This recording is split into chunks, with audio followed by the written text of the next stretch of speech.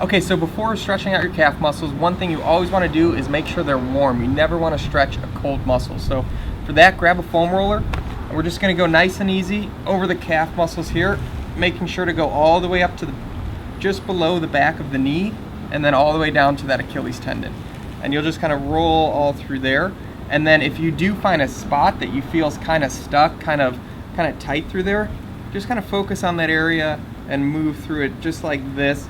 And then another thing you can do is also move the foot all the way up, all the way down, and then continue to roll through that area. If you want to focus more on a certain area, you have a certain one little area that's tight, grab a lacrosse ball, do that same thing. You can get in a little bit deeper with that